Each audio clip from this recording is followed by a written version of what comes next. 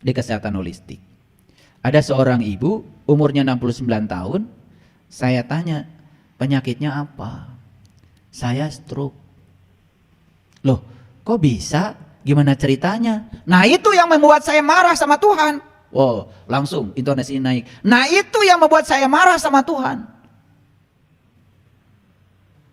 Itu kalimat pertama yang muncul ke saya. Kalimat yang kedua, saya sudah makan sehat, saya vegetarian, saya tidak makan minyak, saya tidak makan daging, tetapi Tuhan kasih saya stroke. Nah, dua kalimat itu membuat saya terperanjat. Satu, saya marah sama Tuhan. Yang kedua, saya stroke dikasih Tuhan. Gimana saya menyadarkan orang semacam ini? Dia mau berobat kemanapun gak akan sembuh. Karena dia memposisikan Tuhan sebagai pemberi penyakit. Tidak menjadikan Tuhan sebagai healer. Tidak menjadikan Tuhan sebagai penyembuh. Karena ketika sudut pandangnya belum diubah, berobat kemanapun gak akan sembuh. Saya cari akal gimana menjelaskannya. Lalu saya ingat, manusia itu punya 5 tubuh. 1 tubuh spirit, 2 tubuh intuisi, 3 tubuh mental, 4 tubuh energi, dan yang kelima adalah tubuh fisik. Nih, pertanyaan saya munculkan sekarang. Apakah di ruangan ini saat ini ada yang sedang sedih? Ada? Sebenarnya saya nggak usah nanya karena saya tahu dari wajahnya. Ini cuma basa-basi aja, biar kelihatan ada tanya jawab. Siapapun yang sekarang di ruangan ini sedang sedih, kalian sedang hidup di masa lalu. Pikiranmu tidak ada di sini, tidak ada di sini. Pertanyaan saya yang kedua, apakah di ruangan ini sekarang ada yang sedang cemas, khawatir, takut? Ada? Gak usah dijawab, karena saya tahu. Dan siapapun yang sedang takut, sekarang cemas, dapat dipastikan kalian gak ada di sini. Kalian sedang hidup di masa depan.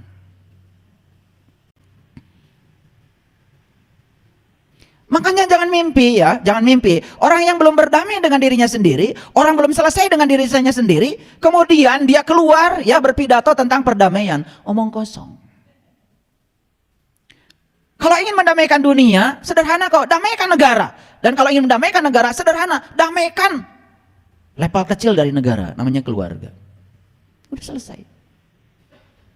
Lah bagaimana bisa damai negara ini? Bagaimana bisa damai dunia ini? Yang terjadi di setiap ruang dan waktu, di level kecil terjadi peperangan hebat. Apa perang itu sesungguhnya? Perang itu kan sebetulnya intimidasi. Perang itu memaksakan kehendak. Perang itu tidak bisa menerima orang lain berbeda. Perang itu tidak ada pengertian. Perang terjadi karena itu sebetulnya. Nah, kalau kalian belum mengerti perang itu apa, nanti saya tunjukkan dari kamus. Doa yang dipanjatkan, semoga dia punya kemampuan untuk mengembalikan. Disitulah muncul yang namanya kedamaian. Karena kedamaian ini adalah soal pengertian. Kedamaian itu soal toleransi. Kedamaian itu soal kita memahami pihak lain, dan kita saat itu sedang sadar, dikendalikan oleh kesadaran kita sendiri. Jadi apa yang dikatakan Einstein ini, saya rasakan, saya alami. Begitu kita menggunakan kekuatan untuk menekan pihak lain, tidak ada kedamaian. Begitu kita melakukan tindakan penindasan pada pihak lain, walaupun pihak lain itu tidak berdaya dengan tindakan dan penindasan kita, di situ yang muncul adalah kedamaian palsu. Dan kedamaian palsu itu lebih buruk dari penjajahan. Banyak yang tidak berdaya dalam sebuah komunitas, di komunitas kecil saja di rumah, karena begitu superiornya seorang bapak sebagai pemimpin rumah tangga, siapapun yang bicara di rumah itu selalu saja di-cut, tidak boleh berbicara apalagi protes. Dan semua dibungkam dengan kekuatannya. Kelihatan sepertinya damai, tetapi di situ telah terjadi penindasan, di situ telah terjadi perampasan kebebasan untuk berbicara, dan itu yang disebut dengan kedamaian palsu. Dan kedamaian palsu lebih buruk daripada penjajahan. Tidak ada kedamaian kalau tidak ada kebebasan. Tidak ada kedamaian kalau tidak ada keadilan. Karena di balik kata damai itu ada kebebasan sekaligus juga ada keadilan. Kalau kita melihat dari sisi bahasa, sisi etimologi, ternyata Islam itu dari kata aslamu. Aslamu itu arti yang sebenarnya adalah damai. Aslamu itu arti yang sebenarnya adalah damai. Dan di balik kedamaian itu ada yang menyelinap yang namanya kesejahteraan. Makanya setiap orang memulai pidato atau setiap orang yang bertemu dengan orang lain selalu mengucapkan kata damai. Assalamualaikum, kesejahteraan, kedamaian bagi Anda. Waalaikumsalam, dan semoga juga kedamaian, kesejahteraan juga bagi Anda. Itu kalau dipahami dengan kesadaran, kata-kata itu sebetulnya mengandung sebuah pesan spiritual yang sangat universal. Sayang sekali kata assalamualaikum malah sekedar menggantikan kata permisi. Sayang kata assalamualaikum tidak dipahami sebagai sebuah ungkapan toleran, ungkapan pengertian kepada pihak lain. Orang menagih utang pakai assalamualaikum, setelah itu marah-marah. Tidak ada assalamualaikum di situ. Yang ada adalah perampasan, yang ada penindasan. Dan dia tidak punya pemahaman dan pengertian pada pihak lain. Yang penting apa yang dia mau saat itu harus dia dapat. Salam macam apa yang semacam itu. Itu sebabnya yang beragama Islam, yang menjalankan sholat sehari semalam, paling tidak 5 waktu. Dan setiap kali selesai sholat, kalian selalu menengok ke kanan dengan mengucapkan salam. Kemudian itu menengok ke sebelah kiri mengucapkan salam. Apa maknanya?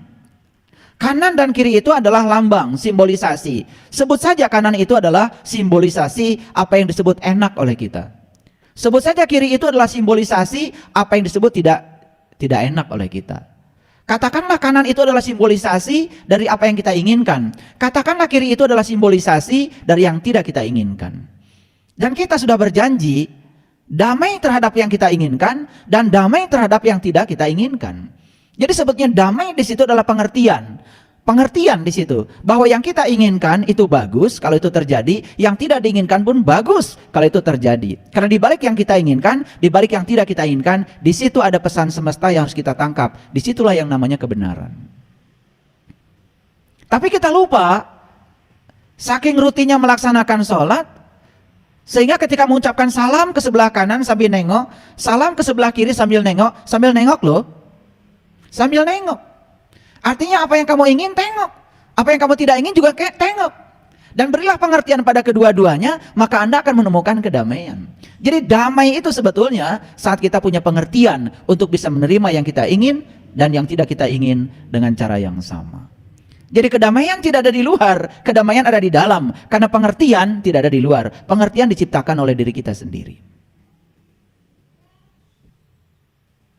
Oleh karena itu, ya, saya ingin menyampaikan satu ayat dulu, ya. Ini saya ambil dari Quran surat Al-Anfal ayat 61. Ayat ini sangat luar biasa kalau kita sadar membacanya. A'udzubillahi minasyaitonirrajim. Bismillahirrahmanirrahim. Wa in janahu lisalmi. Nah, di sini ada salam, ada Islam. Fajnah laha. Ya, wa in janahu lisalmi fajnah laha. Dan jika mereka condong kepada perdamaian, nah ini saya setuju dengan terjemahan Depag, di mana aslamu Islam itu diterjemahkan sebagai damai. Wa in janahu ya lisalmi fajnah laha. Jika mereka condong kepada perdamaian, maka condonglah kamu kepadanya. Jadi kalau ada seseorang yang condong pada perdamaian, maka kita harus condong kepada mereka yang condong kepada perdamaian. Ini contoh. Ada orang berdebat si A dengan si B. Si A dan si B ini sebetulnya kita tahu yang benar itu si A sebetulnya. Si B itu nggak benar. Tetapi untuk perdamaian kita tidak memihak pada si A, tidak memihak pada si B. Demi perdamaian. Ya kan? Kan ada cerita tuh. Ada cerita yang sangat inspiratif. Jadi seekor rusa ya berdebat ya dengan rusa lain. Pokoknya persisnya ceritanya seperti apa tidak penting, yang penting simbolisasinya. Nah, si rusa A sebut saja berdebat dengan rusa B soal warna rumput. Rusa yang A ini tahu kalau warna rumput itu sebetulnya hijau. Tapi rusa B ini ya berpendapat kalau warna rumput itu biru. Gitu. Lalu karena perdebatan tidak ada akhirnya, si A dengan si B itu datanglah kepada seekor singa. Sebut saja dia si raja hutan. Dan saat itu ya, yang dihukum oleh singa itu adalah si A. Padahal si A itu benar menyatakan rumput warnanya hijau. Kok yang dihukum bukan si B yang menyatakan rumput warnanya biru? Kenapa begitu? Si A ini sudah tahu kalau rumput warnanya hijau. Terus kenapa mesti terganggu dengan si rusa B yang menyatakan rumput warna biru? Kalau orang sudah tahu itu benar, harusnya tidak terganggu lagi. Apapun kata orang tentang pendapatnya, dia sudah tahu kok warna rumput hijau. Tapi dia terganggu, ingin dapat pembenaran. Orang yang masih terganggu dan menyatakan dirinya benar dengan pihak lain, sebenarnya dia itu belum benar sepenuhnya. Masih perlu pasukan lain untuk membenarkan dirinya. Itu sebabnya yang dihukum oleh singa itu si A. Kan si A protes, loh kenapa saya dihukum? Kan betul rumput warnanya hijau. Saya tidak menghukum pendapat soal hijau atau biru, tapi saya menghukum ketololan kamu. Harusnya kalau kamu sudah tahu rumput warna hijau, ya nggak usah melayani pendapat lain yang mengatakan rumput warna biru. Kok susah amat sih? Ini kan soal kebijaksanaan. Ya, demi perdamaian maka yang dihukum si A, karena yang tolong si A melayani ketidaktololan si B. Jadi orang yang mengatakan dirinya sudah sadar, tetapi suka berdebat dengan yang tidak sadar, menurut saya yang disebut sadar itu dia pun belum sadar. Hanya mengklaim dirinya seakan-akan sudah sadar. Kalau sudah sadar harusnya tidak usah ya berdebat dengan yang tidak sadar. Yang lucu kan orang sadar minta dihormati sama orang yang tidak sadar. Makanya bulan Ramadan banyak sekali itu ya spanduk-spanduk yang ditulis hormati yang berpuasa. Kan harusnya spanduk itu bukan itu yang benar. Yang benar itu hormati yang tidak berpuasa. Loh kan yang puasa itu sudah sadar. Yang tidak puasa katanya tidak sadar. Masa yang tidak sadar harus mengajari yang sadar? Harusnya yang sadar ngajari yang tidak sadar. Jadi harusnya ya, harusnya bulan puasa itu spanduknya yang benar itu hormati yang tidak berpuasa.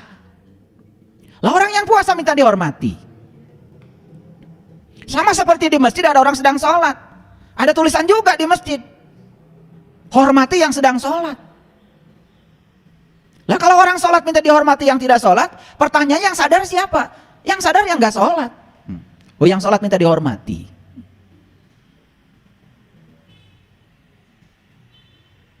Kalau orang sudah sholat dan sholatnya tingkatannya sudah khusyuk, nggak peduli orang ngomong apa, ada suara apa, tidak mengganggu lagi.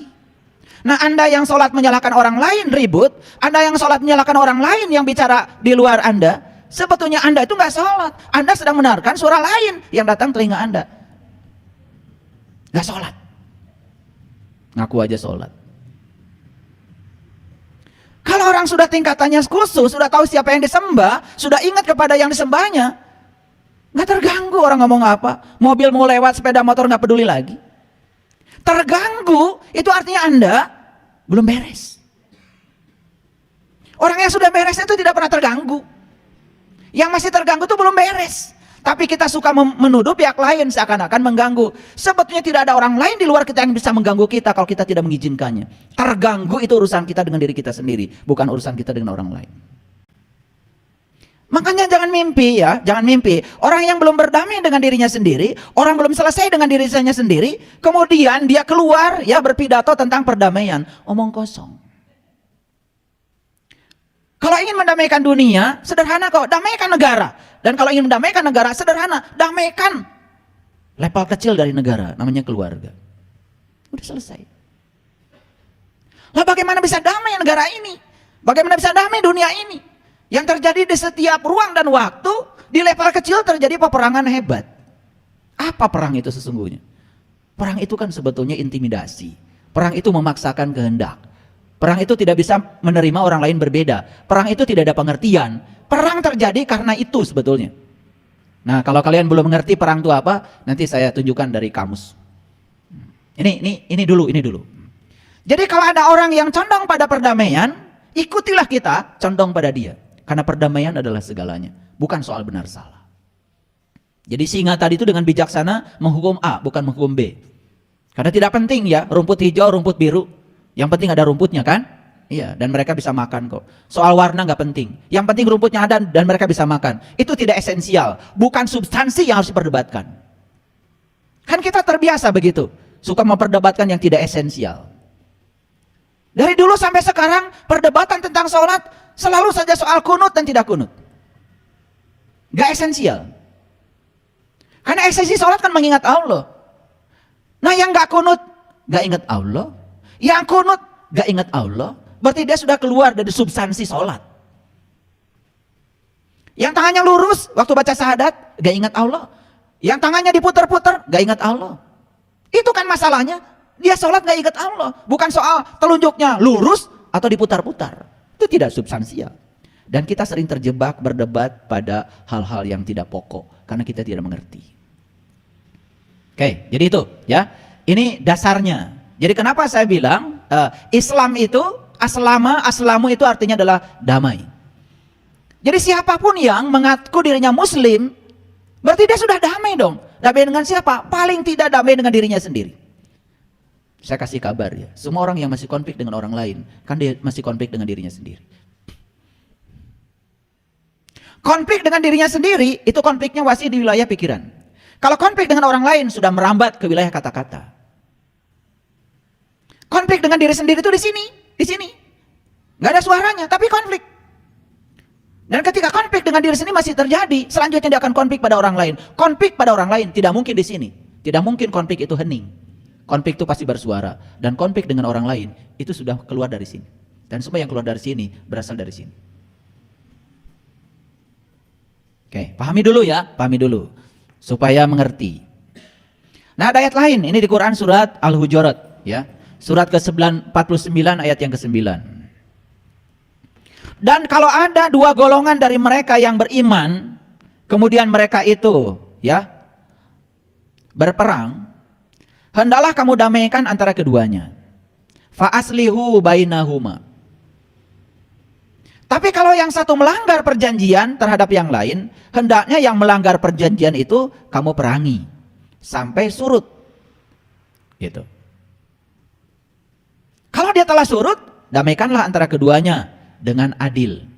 Dan hendaklah kamu berlaku adil, sesungguhnya Allah mencintai orang-orang yang berlaku adil. Jadi ayat ini jelas menyatakan bahwa kedamaian itu tidak ada kalau tidak ada keadilan. Makanya saya di permulaan tadi bicara tentang kedamaian itu ya di dalamnya ada keadilan. Oke.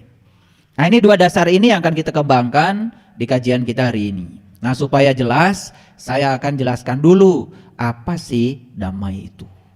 Supaya ngerti. Ternyata damai itu tidak ada perang. Damai itu tidak ada kerusuhan. Damai itu aman. Damai itu tentram. Ini menurut kamus ya. Damai itu tenang. Damai itu menyatakan keadaan tidak bermusuhan. Atau bahasa lainnya rukun. Banyak nih. Ya, persamaan katanya banyak. Ternyata damai itu tidak ada perang, tidak ada kerusuhan, aman, tentram, tenang, keadaan tidak bermusuhan, rukun. Itu kemudian mewakili kata damai. Lah kenapa judulnya tadi damai adalah jeda di antara dua perang. Karena yang sesungguhnya terjadi perang, damai, perang, kan gitu. Itu aja. Ya. Kenapa sih selalu perang? Perang itu terjadi karena tidak ada pengertian antara dua pihak sebetulnya. Begitu ada pengertian, bahkan ketidakdamaian ketika diterima seutuhnya, kita pun akan berubah menjadi damai. Makanya saya berulang kali mengatakan di kajian-kajian saya, stop kalian mencari kedamaian, stop. Karena kedamaian itu tidak usah dicari. Kedamaian itu ada di dalam, ya. Ketika kita memiliki pengertian terhadap sesuatu, memiliki kelembutan, kedamaian datang. Bahkan ketidakdamaian sekalipun ketika diterima, berubah menjadi kedamaian. Itu yang disebut dengan mindfulness. Makanya saya sering bertanya. Nih pertanyaan saya munculkan sekarang. Apakah di ruangan ini saat ini ada yang sedang sedih? Ada? Sebisa nggak usah nanya karena saya tahu dari wajahnya. Ini cuma basa-basi aja, biar kelihatan ada tanya jawab. Siapapun yang sekarang di ruangan ini sedang sedih, kalian sedang hidup di masa lalu. Pikiranmu tidak ada di sini, tidak ada di sini. Pertanyaan saya yang kedua, apakah di ruangan ini sekarang ada yang sedang cemas, khawatir, takut? Ada? Gak usah dijawab, karena saya tahu. Dan siapapun yang sedang takut, sekarang cemas, dapat dipastikan kalian gak ada di sini. Kalian sedang hidup di masa depan. Karena siapapun yang hadir di sini saat ini sekarang, sadar sedang bernapas, sadar sedang melihat, sadar sedang duduk, hadir sepenuhnya di sini saat ini, saya pastikan kalian damai. Semurah itu damai. Jadi damai itu sebetulnya hadir di sini saat ini sekarang, itu damai. Dan kalau kita hadir di sini saat ini sekarang, masalah pun gak ada. Apa yang dimasalahkan? Dan saya kasih tahu, waktu yang telah berlalu dengan waktu yang akan datang, itu waktu psikologis, bukan waktu yang sebenarnya. Waktu ciptaan pikiranmu sendiri. Karena waktu itu tidak ada sebetulnya. Yang ada cuman saat ini. Makanya pertanyaan, kalau ingin damai, pertanyaan sederhana. Ini ilmu tinggi sebetulnya. Kalau ingin damai, pertanyaannya sederhana. Sekarang saya sedang apa? Itu aja. Coba aja. Ketika kalian sedang sedih, ketika kalian sedang cemas, tanya, sekarang saya sedang apa? Langsung damai. Yuk tanya sekarang. Sekarang saya sedang apa? Sedang duduk kan? Sehat kan? Bernapas kan? Bisa lihat kan? Bisa dengar kan? Bisa nulis kan? Coba pegang tangan. Terasa enggak? Itu saja, langsung damai kok.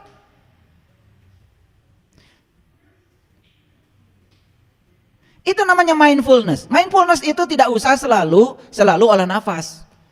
Kalau saya mengajarkan mindfulness, itu adalah latihan olah nafasnya. Itu latihan mindfulness yang pakai napas itu. Yang napas 4, 7, 9 itu tarik napas hitungan 4, tarik napas hitungan 7, buang hitungan 9. Itu latihan mindfulness. Latihan itu. Mindfulness yang sebenarnya adalah hadir di sini saat ini sekarang. Itu mindfulness yang sebenarnya. Itu aja kok. Oke, baik, kita teruskan dulu. Jadi damai itu apa? Tidak ada perang. Kalau saya tanya, apakah sekarang tidak ada perang? Secara fisik memang gak ada perang. Kalian tidak sedang berperang dengan siapapun. Kalian sedang duduk di sini. Tapi perang antara pikiranmu dengan kesadaranmu sekarang sedang terjadi. Perang antara Pandawa dan Kurawa di dalam dirimu yang namanya perang Baratayuda sekarang mungkin sedang berkecamuk. Mungkin. Saya lebih sopan nih ngomong mungkin. Agak sopan nih. Sebetulnya pasti.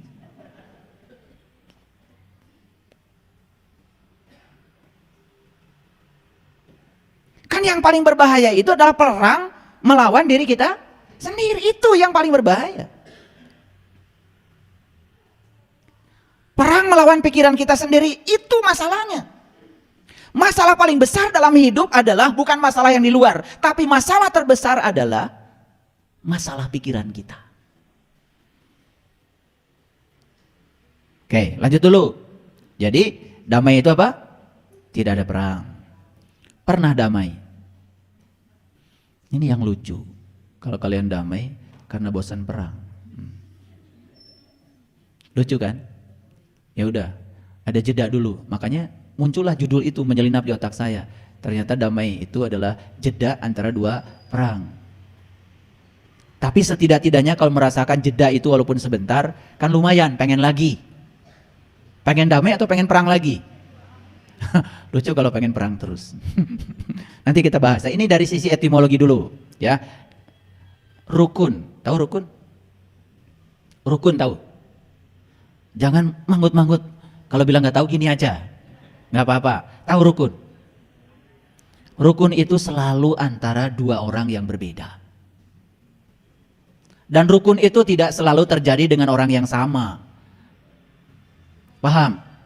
Ulangi dulu, jangan manggut-manggut gini, sebari nggak ngerti. Rukun itu sebetulnya terjadi antara dua orang yang berbeda. Berbeda, tetapi dia saling pengertian. Itu namanya rukun.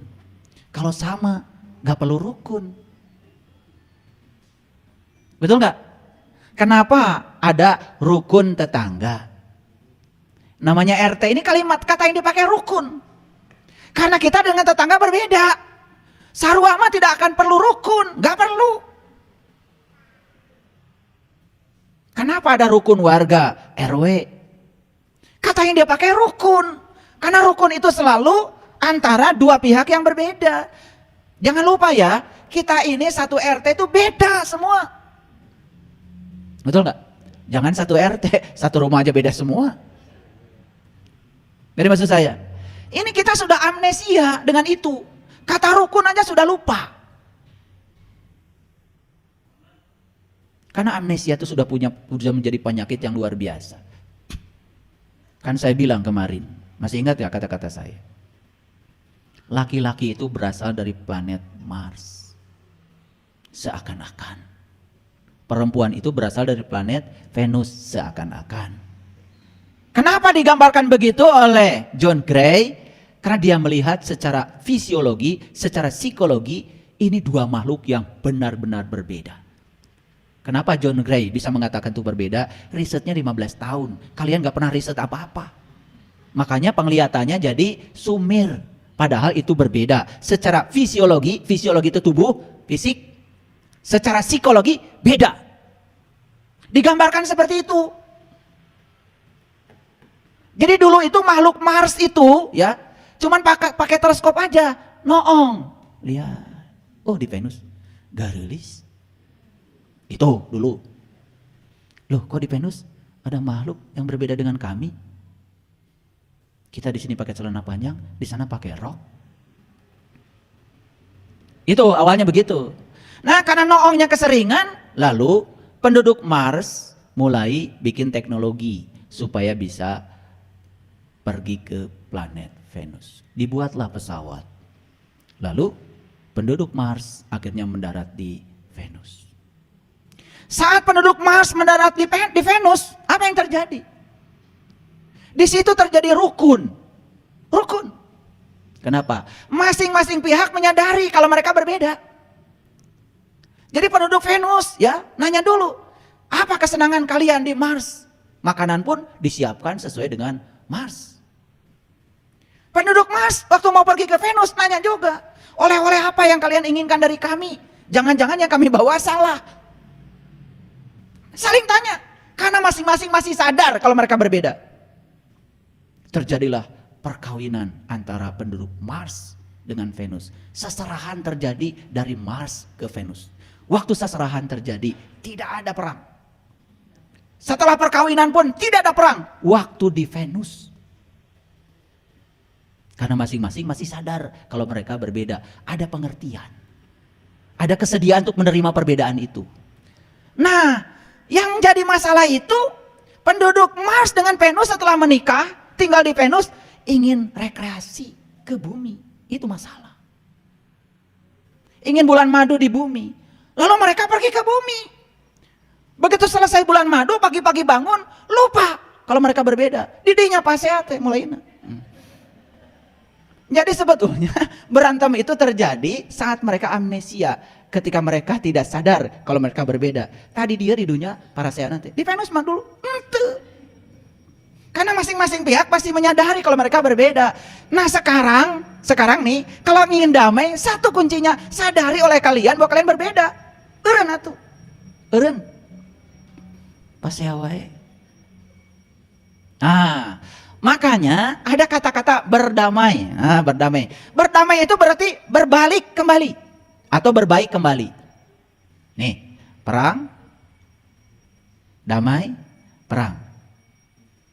Damai, perang. Kan gitu? Itu siklus. Tapi memang dua-duanya perlu. Dan gak ada damai kalau gak ada perang mah. Gak ada perang juga kalau gak ada damai. Jadi sebetulnya bisa jadi damai itu dilahirkan oleh perang. Dan perang pun dilahirkan oleh damai. Jadi dua-duanya saling melahirkan. Siapa yang duluan saya juga nggak tahu. Nggak tahu, saya juga nggak tahu. Jangan ditanya. Nah, makanya berdamai berarti berbaik kembali. Berdamai berarti berhenti bermusuhan. Berdamai berarti berunding untuk mendapatkan kesepakatan.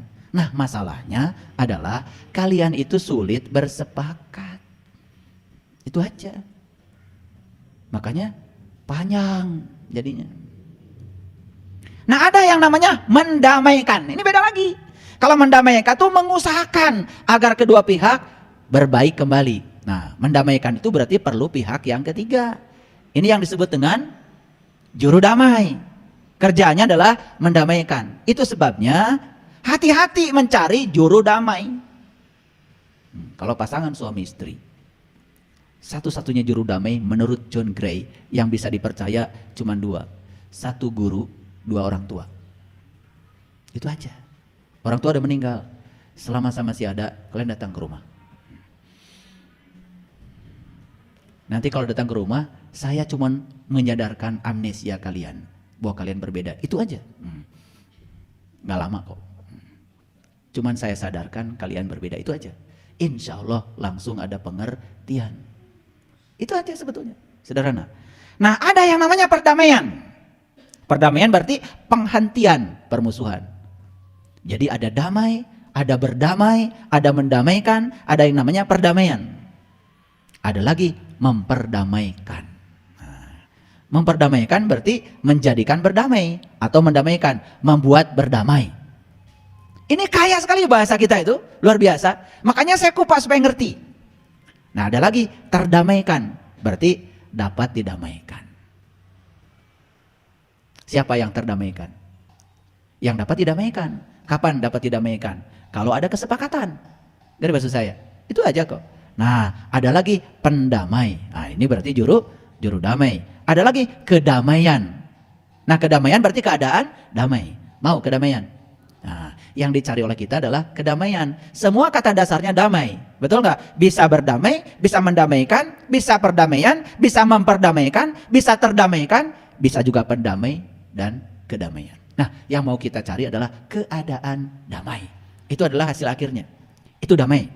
Nah, sekarang kita bahas dulu. Perang itu apa? Supaya ngerti. Jadi perang itu adalah sebuah aksi fisik atau non fisik. Nah, kalian harus paham. Perang itu tidak selalu fisik. Bisa juga non fisik. Itu yang non fisik. Berarti namanya perang dingin. Lucu ya. Serumah. Bahkan sekasur. Tepatannya bisa begitu ya.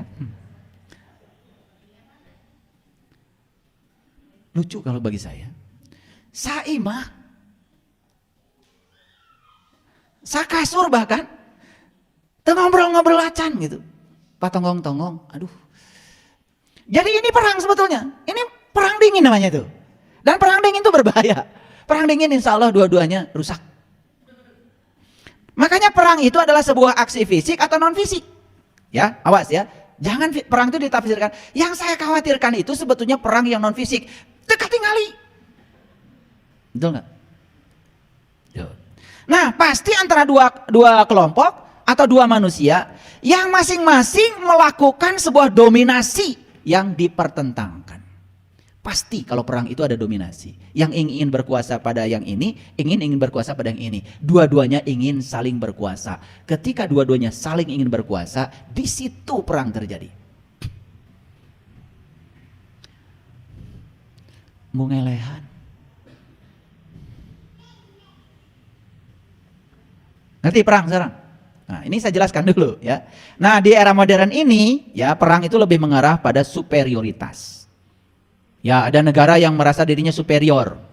Ada negara yang inferior. Yang superior menindas pada yang inferior. Itu urusan itu nggak saya bahas di sini. Karena saya tidak mau bicara itu. Itu mau urusan para panggedelah di negeri ini. Kita bicara yang ada hubungannya dengan diri kita aja. Apakah dalam diri kita ada superioritas? Pertanyaannya. Mungkin ada. Siapa? Pikiran terlalu superior. Kesadaran inferior. maka kesadaran akan terus dijajah oleh yang namanya pikiran. Ketika itu terjadi, konflik dalam diri tidak bisa dihindari lagi. Jadi perang antara Sri Rama dengan Rahwana kan sebetulnya memperebutkan kesadaran, memperebutkan Dewi Sinta. Dewi, dewa itu memperebutkan kesadaran sebetulnya. Karena ada kesadaran yang hilang. Karena kesadarannya Rama hilang, dicuri oleh Rahwana. Di situ kan muncul Hanuman, sang guru sejati, ya toh? Sebagai juru damai yang akan mengembalikan kesadaran kepada Sri Rama. Kan ceritanya seperti itu. Oke, kita lanjut dulu. Nah, jadi pertentangan itu terjadi karena masing-masing pihak merasa sebagai superior. Nah, itu yang selama ini disebut diri palsu kita, yang disebut dengan ego. Makanya belajar spiritual itu sebetulnya adalah bukan mematikan ego, tetapi mengendalikan ego. Nah, sekarang kita bahas dulu kenapa terjadi perang. Yuk kita bahas. Jadi ternyata perang itu merupakan turunan sifat dasar manusia yang dari dulu sampai sekarang tetap, di mana manusia senang mendominasi. Ya? Di mana manusia senang bersaing. Nah, ketika dia itu ingin mendominasi, dia menganggap orang lain sebagai kompetitor, orang lain itu sebagai musuh, dan orang lain sebagai pesaing. Apa yang terjadi? Dia ingin memperkuat eksistensi dirinya dengan cara menundukkan pihak lain. Betul? Kan sebetulnya perang yang terjadi itu adalah si pihak yang ingin eksistensi dirinya diakui, ingin mendominasi pihak lain dengan cara menundukkan pihak lain. Nah, kenapa? Karena pihak lain dianggap sebagai musuh. Itu salahnya.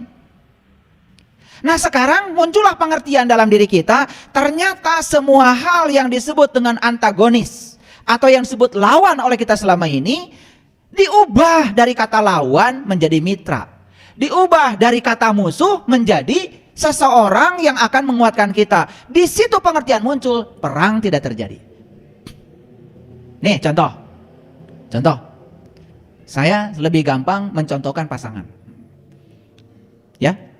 Ketika pasangan itu berbeda dengan kita, ketika pasangan itu tidak mengikuti apa yang kita mau, kan kita menganggapnya dia itu adalah musuh selama ini. Nah, pengertiannya diubah dari kata musuh menjadi mitra. Ternyata pasangan saya dihadirkan ke semesta untuk meningkatkan kedewasaan saya. Begitu kita lihat dia sebagai mitra, bahkan dari kata musuh berubah menjadi guru. Ini ada pengalaman yang dahsyat kemarin waktu saya coaching.